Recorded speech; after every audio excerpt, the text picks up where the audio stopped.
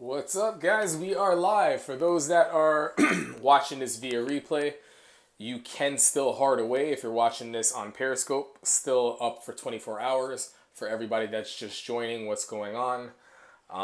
We're going to get into some good stuff. We're going to talk about... What's up? How are you, Kathy? What's up, everybody joining? We're going to talk about some good stuff here in a little bit. Let me say hi to everybody. Just let you guys know the drill. The topic is going to be markers in dog training and my thoughts on that. We'll get into that in just a little bit. It's going to be pretty good. We'll talk about the markers that we use and how we find that effective, if we find it effective, and so on and so forth. All right, California. Where else are we? What else do we have? Hi, how are you? Jersey, okay. San Diego, what's going on? Utah, all right. Ohio, Illinois, Minnesota. You guys have good hockey players. You guys breed good hockey in general out there in Minnesota. Florida, all right. Brazil, awesome. Awesome, awesome, awesome. Very nice. Here you go. Got a little Brazilian Jiu-Jitsu shirt. Marcelo Garcia. You're going to buy a clicker. All right. Clicker's pretty good. We'll touch that in a little bit. Never watched me live before. Well, thank you for actually deciding to tune in and not watching the replay. Being able to engage in Heart Live, it's a big deal. All right. So it looks like we got a decent amount of people. I'm sure some people will join. Just before I jump into that, or before we get into the good stuff, you can tap that little person in the corner. That will bring up other options where you can share or invite people. Tapping on the screen throughout will give me the hearts, which we appreciate. What else do we have? And then you can obviously ask your questions. I'll do a little bit of a Q&A toward the end of the program. All right, so we have some people that might be getting invited in, so we'll wait a little bit. We'll see if they join. Wait about a second. For those of you that don't know me, or this is your first scope, my name is Blake Rodriguez. I own a company called Dream Come True Canine, which is a training and rehabilitation company. We have a walking service here in New York City. I do travel the world for my work, but home base is in Manhattan, New York. My team and I, we have a 2-floor facility in Manhattan, New York, the Big Apple. Some big news for those of you that are IACP members, International Association of Canine Professionals. I have just confirmed yesterday that I'm going to be speaking at conference. One of the speakers, a couple other people. You have Heather Beck, Cesar Milan's going to be speaking. Martin Deely, a lot of people. Yeah, so it's a big deal. It's going to be my first time speaking. Not sure what I'm going to talk about yet, but I have a little bit of time. Thanks, guys. Appreciate that. Definitely a big deal. I consulted with my good buddy Tyler Muto, gave him a call yesterday and asked him what he thought would be interesting, and he gave me his advice and told me what he would like to hear. It's cool because we're good friends, and I also look up to him because he's been doing this for a while. He's also the vice president at such a young age.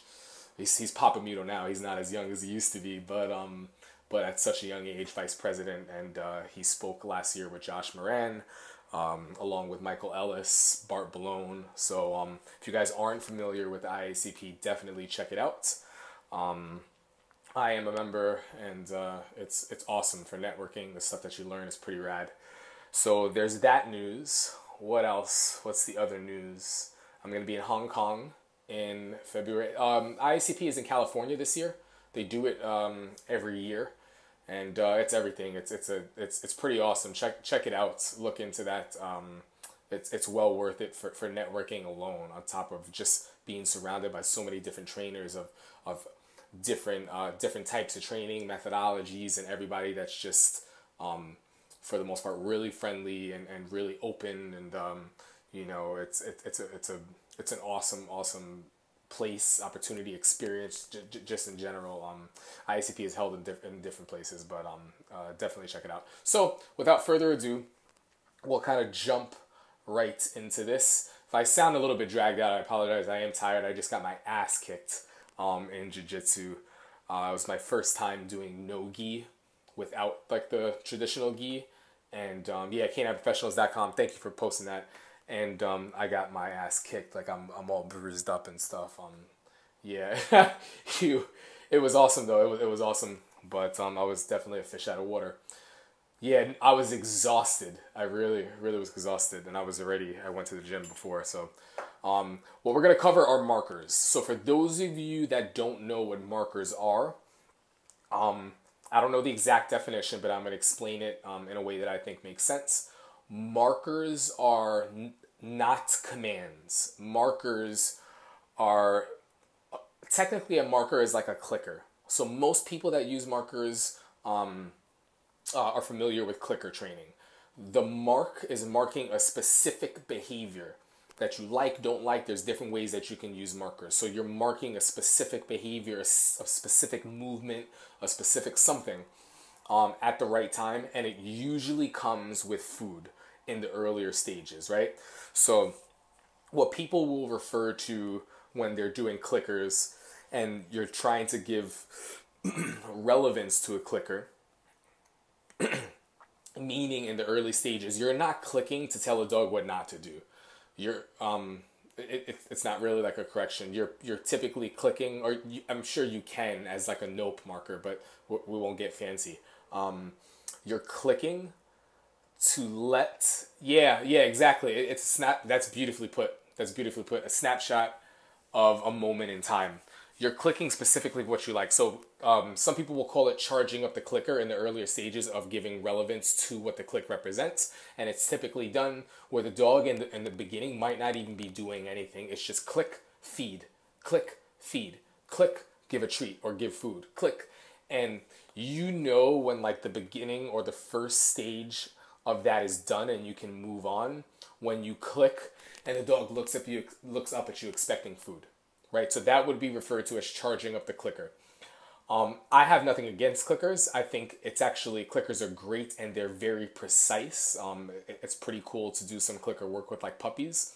But I also don't find it extremely practical along with other tools that I might be carrying to walk around with a clicker. So I use my voice. There are some trainers that will use sounds. Different sounds represent different things. They can also do that for commands. I use 3 words. I use good, I use yes, and I use nope. Specifically N-O-P-E, because it's very hard to sound mean when you're saying nope. And nope isn't about necessarily sounding intimidating. Nope is actually giving a dog additional feedback, additional information, and when they comprehend what it means, it actually tells them to do something else. So I'm going to get into that. Okay. So good basically means keep doing what you're doing. I love what you're doing. You're doing a great job, but your job is not done. So I'm going to explain that. I'm going to explain that good is my version of the average click. Click, treat, click, treat. When I'm teaching good, good, feed, good, feed, good, feed, good. Dog looks up, okay, you know what that represents, right? Yes. Oh, sorry, let me go back. So good means keep doing what you're doing. I love what you're doing. You're doing a fantastic job, but your job is not done. Essentially, it means you're one step closer to getting your yes.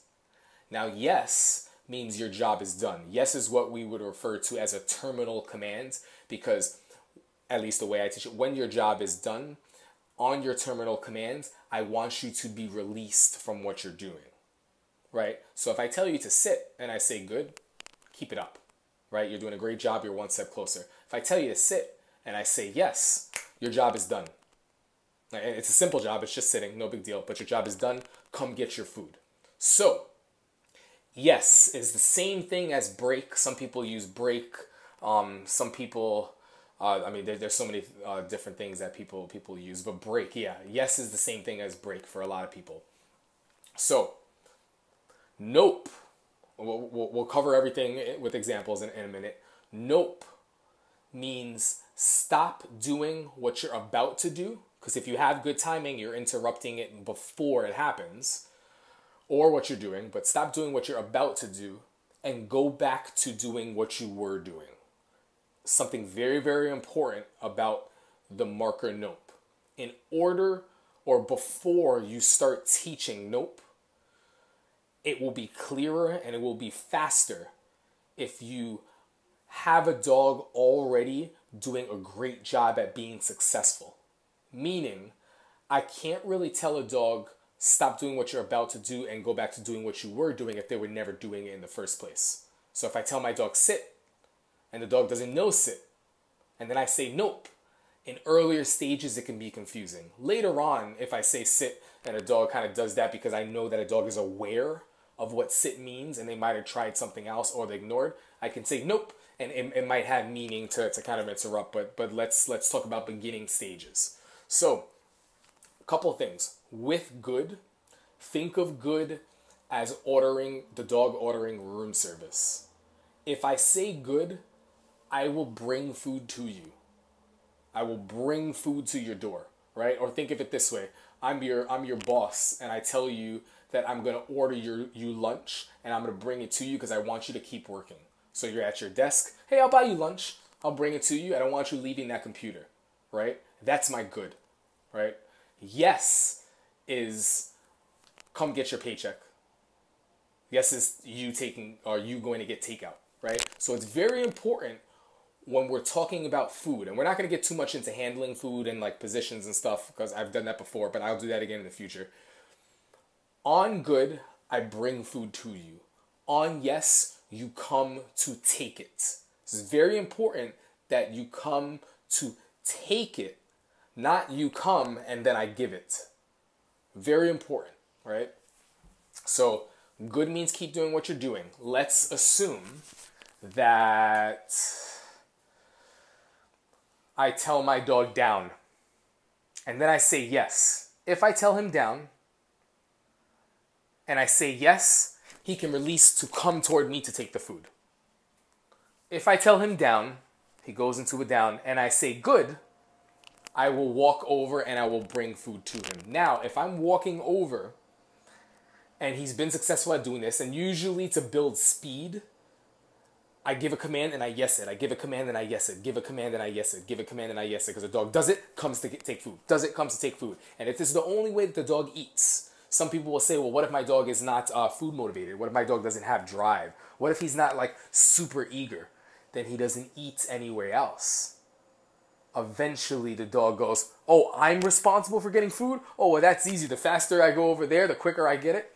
I like this game. I know how to do that. And he gets ready to play, right? Or she. So, where was I here? There's so many thoughts in my head. I want to make sure I don't go all over the place. In the beginning, I might just do yeses because it helps to build a little bit of clarity and speed.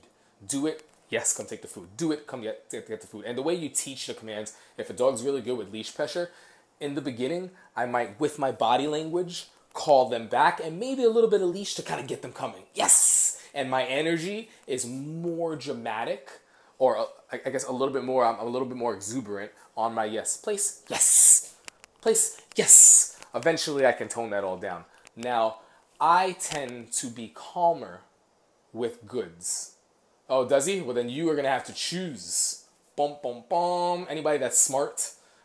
I'll tell Jeff would, listen, if Jeff could choose between his scope and my scope, he would choose my scope.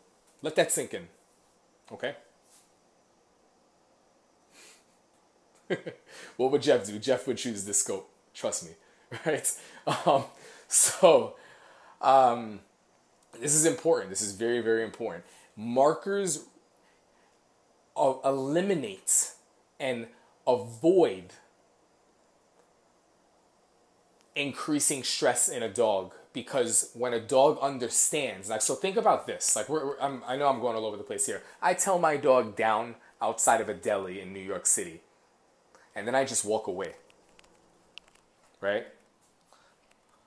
Any dog that's pretty loyal, that got it down and I didn't like really give him any additional feedback, even if down is an implied or, implied stay, eventually my dog might, well, did he forget about me?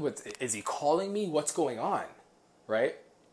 But if I say down, good, and my body kind of clears that up, or I might just say it if he really knows, and then I walk away, he already knows what good means. Good means you're one step closer to getting your yes, right? So it's good. Oh, he wants me to keep doing this. I'm doing a great job. Okay, so I'm going to stay here. He's so comfortable and trusting of me that I say that, and he knows my dad's going to let me know when he needs me. I already know the job. I trust, sit tight. I practice this every day. That's why when you guys watch my videos and stuff and you see there might be short clips or like old like YouTube video and I down my dog outside of a store and I just go in and I can be in there for 15 minutes and come out, I don't tie him up. It's because we practice stuff and I know my dog. My dog is not going anywhere, right? People will be like, oh, that's so stupid, it's irresponsible. It's like, if you don't know what you're doing, then maybe, and you don't trust, then absolutely, right? So let's get back into the markers. So usually when I'm teaching a command, let's say I want my dog to be sent to place. I will say, place, the dog goes, and then yes, the dog takes. Place, the dog goes, yes, the dog takes. And that's how you start really getting sending looking sharp, where you might walk the dog over a little bit, and then you might yes the dog, right? Walk the dog over, yes the dog. I'm going to get into that in a second. Ask that question. Stick around because we actually did that at our last seminar, our workshop. And after I did it, even Tyler came over and he was like, dude, that was like freaking beautiful. He was like, I've really enjoyed watching that. So I did something with a really high, anxious German Shepherd. And he was like, I knew it was going to be good, but I didn't expect it to be that good. And that coming from Tyler, that's actually a big deal. I do use let's go, but let's go is a command. So I'm going to get into that in just a second. So I will place, I will guess, I will place, I will guess, I will place, and then my body in earlier stages, because I have a leash attached, I might good, and if I need to help with leash to keep the dog on, and the dog goes, oh, good means keep doing what you're doing, so he wants me to stay on here, and then I'll walk over and I'll feed.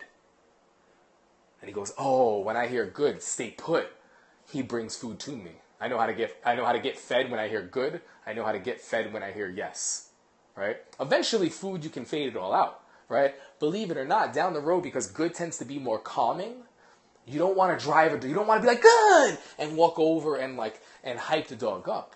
It's very good feed. I might tone that down. I might, good.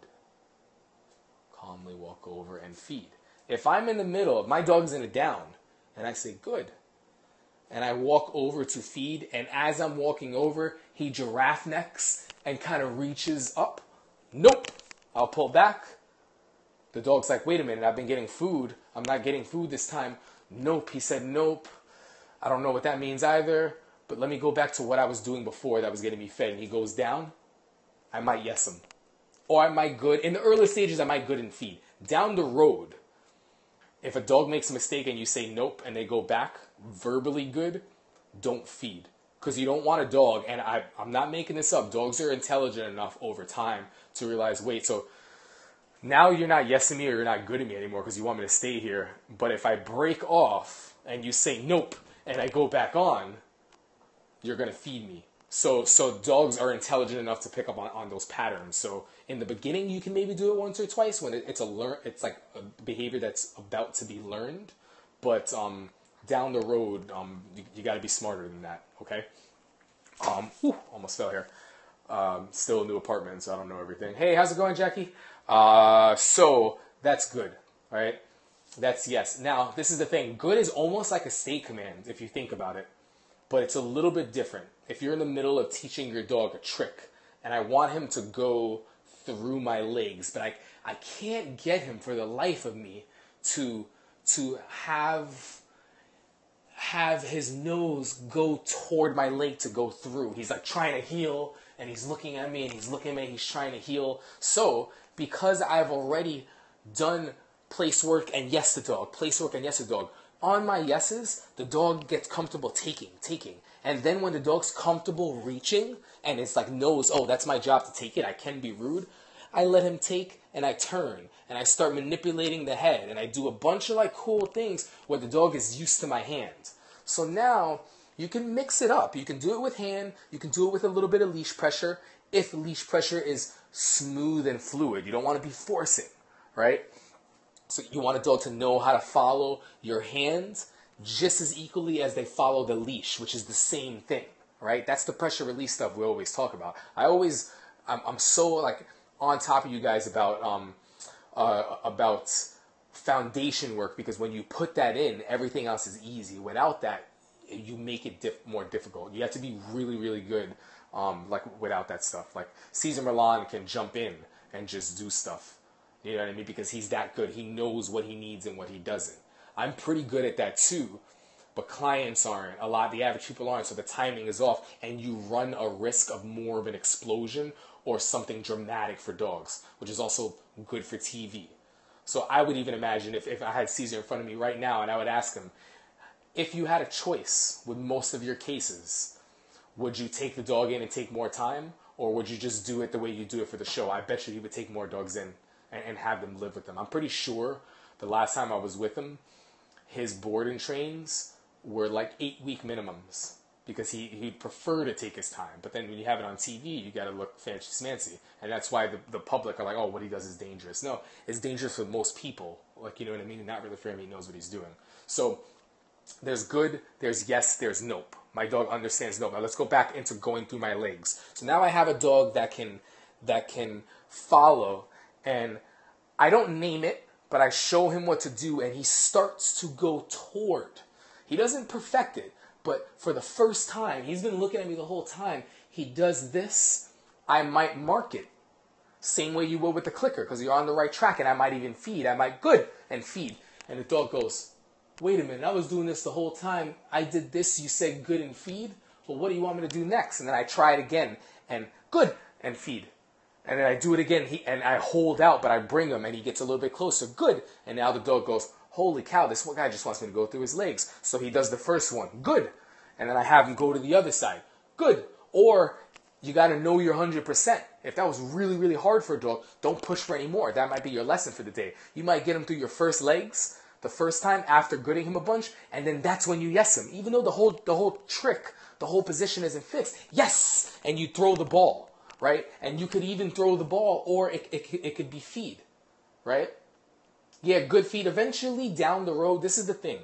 Once good is a conditioned response, meaning once good represents this, unless you're teaching something new that a dog doesn't know, then you want to feed on good, right? But once he's already familiar with that stuff, good is already a conditioned response. You no longer need to feed on good. There's actually been studies, I forget the exact study, this was done with monkeys, where in order for the monkeys to get fed, a green light would come on. When that light was on, the monkeys were able to go to the machine and work the levers. Only when the light was on and they worked the levers would the banana fall out. Eventually the dog realized, because they would try to work the levers, they would get excited, work the levers, and nothing came out. Work the levers, nothing came out. I don't know what the hell. Light came on, whatever, let me work the lever.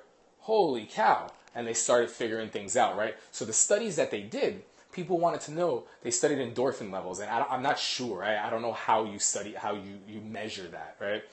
And people wanted to know when the monkeys were getting most excited, and everyone had their own opinion. People would say, well, it's obviously when the banana falls out, because that's what they were working for. It finally falls, they're super excited. Then some people would say, no, man, monkeys love to work. They get excited by the fact that now they can work for something.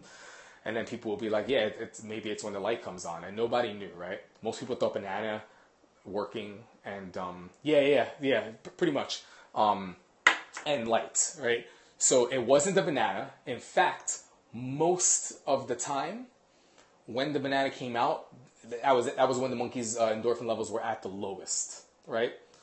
Working was a little bit, it was kind of up there, but when the light came on, that was when the monkeys were most excited. It basically flatlined by the time the monkey got the food. So that also gets you questioning, well, if it's just a light, which is a conditioned response, that gets them so excited, how much of the food is actually needed in the end? When it's a conditioned response, it really, really isn't, right? Especially for good. So, and yes, there's still some type of release. There's still some, exactly. there's still, you could just free. You're free from place. I don't feed you anymore. Go ahead, you're free. And the dog's like, yeah, I'm kind of free to run around. It actually might be. Thank you, man. I appreciate that. I try to. So this is the thing. I'm not a really like super bright sciencey guy, but I'm not dumb either. So if I can get something to make sense for me I was like struggling with, I go, all right, you guys made that way too difficult. So you're telling me it's like this, and this, okay. And if that makes sense for me, and I explain it and it makes sense, then we're all on the same level. I'm just a regular guy, right? So that's pretty much it. Thanks, man. I appreciate it. I do work hard on some of the analogies for sure. So yes, exactly. So there's also anticipation with slot machines. People are addicted to slot machines.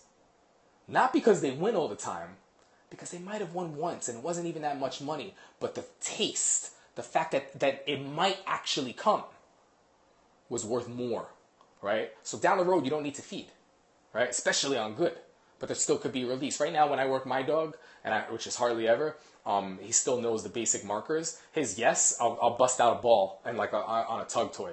You know what I mean? It's yes, or I'll throw my tennis ball. Right, so yeah, and then you get into the variable ratio and stuff, which is like playing slots, But I'm not going to get too sciencey on you guys. So some people will say, well, there's no point in a I guess it would be a punishing marker, the word no or the word nope. I beg to differ.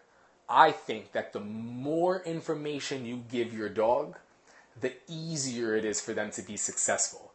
That means letting them know when they're doing good, letting them know when they're doing bad, letting them know when they're hot, letting them know when they're cold. Good, bad, yes, no, hot, cold. Leaving information out for them to figure it out on their own can be extremely stressful, right? A dog might think he's making the right choice, but he knows, like he was calm before and he hears something and he goes, huh, and he does that, and all of a sudden I say, nope. And he goes, don't do, well, what was I doing before? I was doing this, and then I good. And then I feed the dog, goes, wait a minute, you'd rather me do this instead of do that? And just because of the markers, something as simple as a dog getting overly concerned with anxiety when they finally get a little bit of a leash pop when I say nope. And the dog goes, well, what do you want me to do? What was I doing before? Okay, I was doing this. And they practice it during feeding all the time. And then I say good, the dog, keep doing what I'm doing? Really? I can relax even though like the doorbell just rang? Wow. Right? And then I don't yes, because I don't want to release the dog and drive him up. Good. I'll release him after that wave and that struggle is over, after the delivery man goes home or leaves or something, right? So it's yeah, exactly. And that's the thing too. Once NOPE has representation, once NOPE is a conditioned response, you don't have to use anything else anymore. You might have had to correct at one time. You might have had to use leash pressure and spatial pressure. You might have had to withhold food, negative punishment, withhold food. The only way negative punishment works is the removal of something to stop a behavior is if the dog was good doing it before, right? Because then the dog goes, oh, well, let me try this, and then you can reward again. If it's not important what you withhold, and the dog's like, all right, you withhold it, but I'm just going to kind of do this, and they don't know, it's not going to be as clear the dog, or it just doesn't mean anything. That's another thing too. Like for NOPE, if you actually teach NOPE to have meaning, it's much more than just a sound. It's much more than just no, and the dog keeps on. The dog doesn't have any state of mind change or physical behavior change, and they don't know what it means. It's the same thing as when you try to teach a heel command. Most dog owners have dogs that pull on the leash. So Sparky's pulling on the leash, and the only time that dog ever hears the word heel is when the dog is pulling on the leash, tension ahead of its owner. So this poor dog is pulling, and then the owner goes, heel, Sparky, heel, and the dog is like, I'm healing, I'm doing a great job, I'm healing, ooh, I love healing. He never actually learned the physical behavior of what heel is, right? So that's what we do. We don't name something unless we like what we see. We don't name it until it's looking nice. When this is looking nice, you guys found that funny, right? This is looking really, really nice. I will name when the dog is doing that. That also goes into timing for the markers. How's it going? How are you? Primal James, thank you for joining. It also goes into timing of when markers are given, as well as commands, right? So we only use about 5 or 6 commands for our average clients, right? There's a big difference between when I'm working with clients or I'm working with my dog. We use here. Here is a very specific, I want the dog to come in here, sit, and look up at me. Right? Because if I'm in an area that I'm off leash and I'm not supposed to be off leash and parks police come and stuff, I want to be able to hear my dog, boom, dog comes in, I can leash him if I want to. How's it going? They're like, oh, that guy has control over his dog, and I avoid a ticket. Right? That's just an example. Right? Plus, I just enjoy breaking the law. So that's important. Let's go. Somebody asked about let's go. For me, let's go is a loose form of recall. Right? So an example, my dog is up ahead of me over there, and we're going hiking, we're on the trails, and I want my dog to kind of be free, kind of roam, but I see that I want to hit up that trail over there. So I go, my dog's name, he's sleeping, so I'm not going to wake him up. Sparky, let's go. And I start walking this way, and all it really is a tap on the shoulder. That's what it represents. It goes, oh, we're going this way. And it's like, hey, bud, still do your thing. Just kind of stay around me. We're going in this direction. And when you have the dog in the right state of mind, you don't have a dog that like beelines it like past you, right? So there's here, there's let's go, there's sit, there's down, there's place, and then we will teach a out or off command, a dog that can out or off over food, or it's sort of like a drop it. And that's all our clients need to know. They don't need anything else. They don't. We don't even teach a heel, right? So our loose leash heel, which is just a dog walking at our side, that's automatic. I don't name it. That's automatic. Now, if I'm doing like a precision thing, I'll name it heel or close or whatever.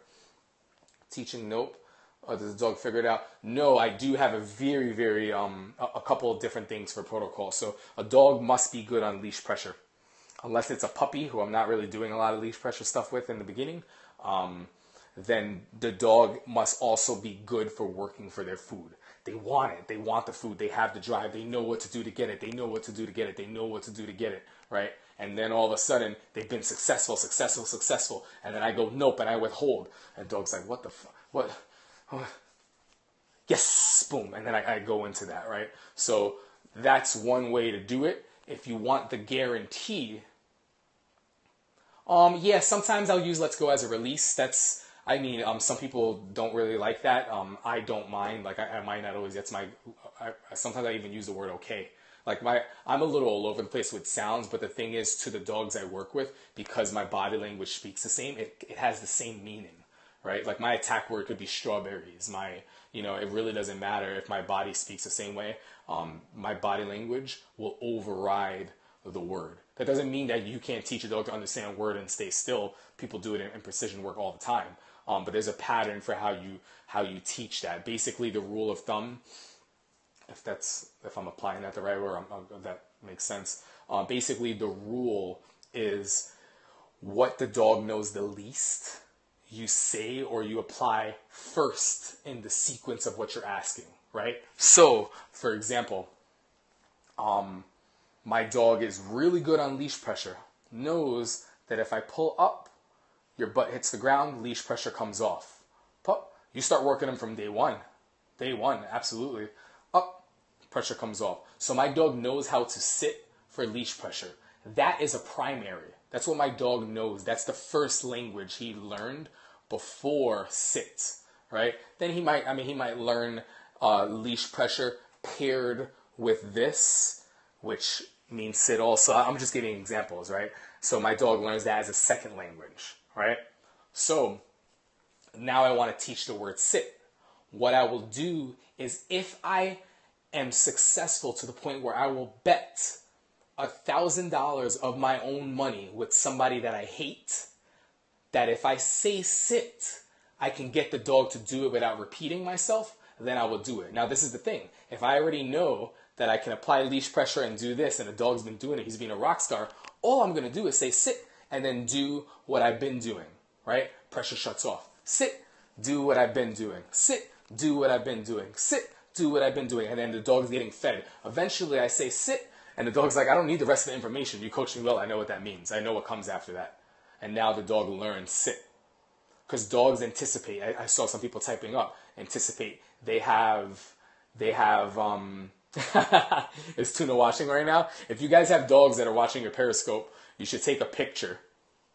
Take a picture and send it to us. Post it either on our Facebook page or our Instagram page. Like post it on your wall. Hashtag like Dream Come True Canine Periscope or DCT Canine Periscope. And tag us in it, right? So we can see it, because I really love that. So if your dog is watching me on the scope, that'd be great. We had somebody do that the other day, and I thought it was pretty awesome. So think of it this way. How many of you guys have ever, like, and everyone's probably been guilty of it, like you've been to some class where you tell your dog to sit, right? And then you give them the old stay. You have the cheese in your hand. Stay. And then you're like, here. And the dog comes, right? And then you do it again, and eventually you're like, yo, I'm getting pretty good at this. So you tell the dog to sit, right? Stay. You turn around, and then you come this way, and then you say here, and the dog comes. You do it again, and by like the third or fourth time, you say sit, stay, and you come this way, and you turn around, and before you even say anything, the dog's already at your feet. You're like, what the hell? How did he know I was going to call him? Because dogs are creatures of pattern, right? So he learned, and eventually what you taught him was the pattern, and all he said, he was being a good dog, he goes, I know the rest. You don't need to tell me here, because your body language is doing it. So basically, the sequence was backwards. The dog was like, I know the rest of the information, right? The dog was like, I don't need you to say here, I know what comes next. So all you're doing is you're taking that philosophy or that concept, and then you're applying it to how you give commands, right? So the thing I wanted to get into was the timing with the markers. It is always the marker and then the food. Good, then I feed.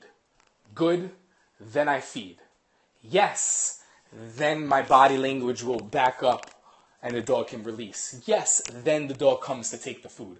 The only time that the marker comes first, before leash pressure or anything else or body language, is with the word nope. Does that make sense? So it's good feed, good then the information for the food. And the good then the information. Yes, then the dog takes it. On nope, it's nope. And then your body language moves, your leash pressure is applied, or remote collar. Nope, then that. Nope, then that. Eventually, nope becomes, oh, I know what that is. I don't need you to like guide me back over the place. I know exactly what that means, right? That's it. All right. Okay, so what I'm going to do is I'm going to take a couple questions. You guys have been super loyal. The heart stopped there for a second, but we still have 50 people in the room, 53 people in the room, so 52, sorry. So if you guys have questions, we'll do a little bit of Q&A. We have the new Dog Behavior Question Tuesday episode on our YouTube channel that is up. So definitely check that out. Lots of good information. We're going to be keeping you updated with the dog Sloan. If you guys have been watching her, our board and train program. Thanks, man. I appreciate it. I really do appreciate it. I appreciate it. You know what? Lindsay, actually, my wife, before she went to bed, she goes, you're doing another Periscope? She's like, what are you doing, like 1 or 2 a day now? And I was like, I try to do like at least 1 a day. And she's like, she goes, so many? She's like, that's a lot of like free information you give. And it's like, you know what? Yeah, like why not? You know what I mean? We charge a good amount for our work, and we're helping a lot of people. But we can't reach everybody, and not everybody can get over to us. So the least I can do is give the information and have people that feel they can benefit from it run with it. Awesome. You know what I mean? Just spread the word, spread the name, spread the company. Blake Rodriguez, Dream Come True Canine. You know, we do something right for you. You guys do something right for us. Later on, when I find out that one of you guys is a millionaire, I'll call you and I'll say, hey, remember all that free Periscope information I gave you? Just give me $1 million. That's it. Just give me 1,000. No big deal, right? So any millionaires out there, just shoot me a message. Let me know, and I'll ask for that money later, right? We'll open up another training center. I want the next training center to be in Florida. Great question. Does Soko work for his meals every day? Soko is probably the one dog that I hardly ever work because I put so much time. Yeah, man, again, it comes as I put so much time in with him in the early stages that I got what I need out of him. The only con, like I got what I needed him. Like he's like Old Yeller in a way. Like he knows what to do. I don't give him commands. I don't work him. I don't do anything. Sometimes if I'm going to a place, I'm going to a conference or going to a seminar, I'll just to try to get him a little bit flashier or get him back in shape because you might be holding a place for like hours. Because I don't want to have to crate you if you can hold a place while I'm on stage like teaching or something. I can't have you breaking place. I don't want to put you away. You want to hang out. This is what you got to learn how to do. So I'll work them. I also did a lot of things with Soko. Like Soko, he's my best bud ever.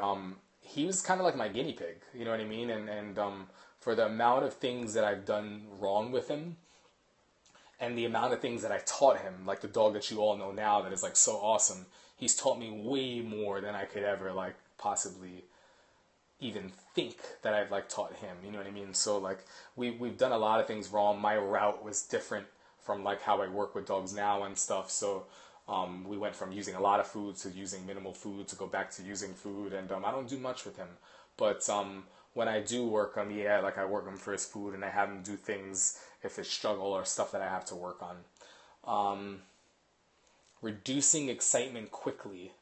Yes, I'm going to tell you that you need to spend more time teaching your dog what to do way before you teach your dog what not to do, and I'm willing to bet that you're not practicing regularly in the situations that don't matter. You're not practicing what you want your dog doing or how you want your dog acting until that scenario actually comes to, is fruition the right word?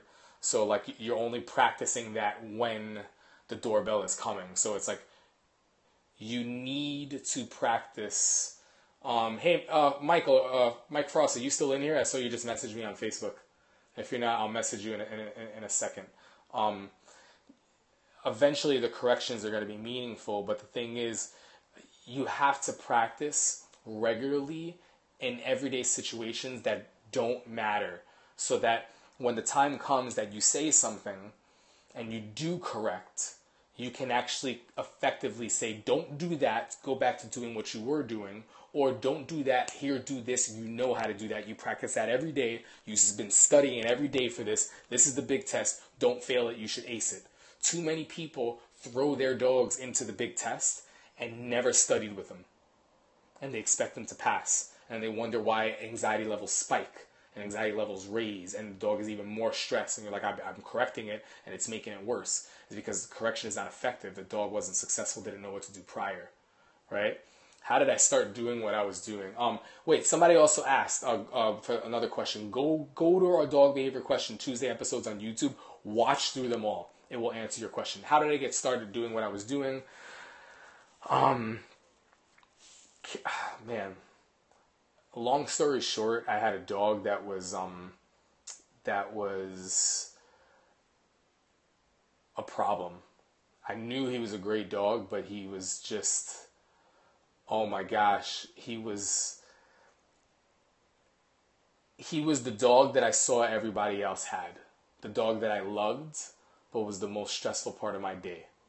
And I'm too competitive for that, so I was like, this is not how it's going to be. I know there's a way to fix this. I know there's a way to do this. I'm going to learn. So I read everything, and I watched everything. And I watched this method and that method, and I thought all of them were cool. And that looks cool, that looks cool. But slowly you start realizing after you think something's cool, the next book or the next trainer bashes that method and this and that, and then they show you something, and you're like, well, I kind of like that, but this is pretty cool too. And then like you're just all over the place. So the thing is, I really took on a Bruce Lee approach, and I took what I liked from everything and what I thought would be useful. I was like, oh, that's really cool. I see how I can use that here. I discarded what I thought was bogus or mumbo jumbo, and then the stuff that I was just good and natural with, I just used that and I created what was my own. And now it's just a mixture of so many different things and experimenting and doing things wrong so many times. I think you can do it. So the question is, what's your opinion on teaching e-collar training with one-on-one sessions? You can do it, but it's anybody that comes to me and says, I want to train my dog on e-collar, I'm going to walk you through my process of training a dog on e-collar, and I'm going to tell you right now, it doesn't start with an e-collar. You have to have your dog doing all these other things before the e-collar goes on, because by the time we layer it, the dog's already doing the behaviors that we're going to ask when we layer it. So we're helping and we're having them do it the same way they would do it without the remote collar, and then I'm finding a level that they feel that's not shocking them into compliance, that if they're sleeping, they're like, what's that? I think I feel something. And all I'm doing is right before I give the command, because this is the thing the dog knows the least, the button comes on, I tell my dog to sit, and I do what I've done before the remote collar to get the dog to sit. When the dog sits, good. So it's a very big difference, and I'm always feeding, so the sensation becomes positive. The sensation isn't associated. When I say positive here, I don't mean addition to, I mean like it's a good thing, because every time they feel that, they know they're going to get food. Every time they feel that, they know it's associated with something good. So eventually the button comes on, I tell them what to do. They go, oh wow, you're the guy that gives really good advice. So basically when I feel that sensation, you're the one that says, hey, if you sit, that's how you shut it off. When you feel that sensation, oh, you're the one that said down. I know every time I feel this and you say something, you're the one that tells me that if I do this, that's how I shut that off, right? So that's kind of like the concept in a way. But I believe, this is my opinion, that it can represent, or it can become a nostalgic kind of association or feeling. The same way that you smell that perfume or that cologne and it brings you back to that spring fling that you had in senior year of like how, I don't know, I'm making something up, right? Or you hear that one song that you haven't heard since high school, and immediately like your brain, like the chemicals, like you get the same feeling that you felt where you heard that song that summer. I believe that when you do things the right way with remote collar, Jodeci, when you do that, a dog will feel it, and in the middle of what they're doing, they go, oh, I know what that sensation is, and you can get some banging recalls. Like it's unbelievable. No. You would see. This is the thing. You cannot rush into remote collar stuff. So the questions answer your question. If I'm doing remote collar stuff and somebody wants to come to me, I'm going to get the dog good with the markers. I'm going to get the dog good with leash pressure. I'm going to get the dog working for their food. Those three things. Having basic commands. So if they want remote collar because they want to be able to call their dog off a deer, I'm not going out into a deer field and hitting this collar. We're not even going out into any field. You're going to learn how to work for your food. You're going to learn leash pressure, how to get soft on that. You're going to learn how to follow my hands. You're going to learn markers. You're going to learn basic commands like sit, down, place. Once you know how to do that, and you're really good at doing that and going, button will come on. I'm going to have you do what you've been successful doing. Button comes off when you do it, right? And that's for like sending to place. If I'm hearing the dog, it's like a game of hot and cold. So the dog is going this way. I say button on here. The dog turns. The second the dog turns and starts coming to me, the button is off. Good boy, so good. Because as he's on his way to me, he decides to brake because he sees a squirrel. Nope. He turns toward me. The second he turns toward me, good. So it's a game of hot and cold. I'm marking when they're doing something wrong, marking when it's off. That's basically how that works. And sometimes it really depends. Eventually it can be for non-compliant. So it goes from the button coming on first because it's the thing the dog knows least. Then you say the command because the dog already knows how to do that. Then eventually it can be the same time as the command. Get that really good. And then you go into gambling. Gambling is you are so used to always pressing it, always pressing. Well, that's exactly what we're talking about right now. Oh, how do you do it without the e-collar? Well, first off, how would you do it with the e-collar? Remote collar training is not forcing dogs into compliance. If you're using it that way, you're using it the wrong way. So I'm telling you right now, you asked the question, how do you do it? Get your dog good on leash pressure. Get your dog working for food. Get your dog understanding commands and markers. Once you have those things, you have everything you need. The dog's already good on the remote collar before you even introduce them to it, right? That way down the road, when you need a larger voice or you need more help because the dog knows it but they choose not to do it, when you go a little bit high, the dog goes, oh, I know what to do to shut that off. And then that becomes the lifesaver, right? But you don't start it off by being a lifesaver or telling a dog what not to do.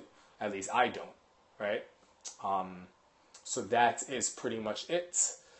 I just got a text message from my buddy, Michael Frost. If you guys know him in Jersey Precision Dog Sport, he was on here a little bit later. He's going to be coming to visit with Bob C. If you guys know him, he's going to come visit our training center. So they're driving like 2 hours from New Jersey. So I got to get back to him. Guys, it's been a great scope. Thank you for sticking with me. 53 all the way till the end. You guys are awesome. We only got one yellow person hearting. This is the end. This is the grand finale. I want to see hearts galore. Hearts galore. Come on, there's 50 people in the room. Thank you so much. We're going to be trying to do this at least one every single day, if not two.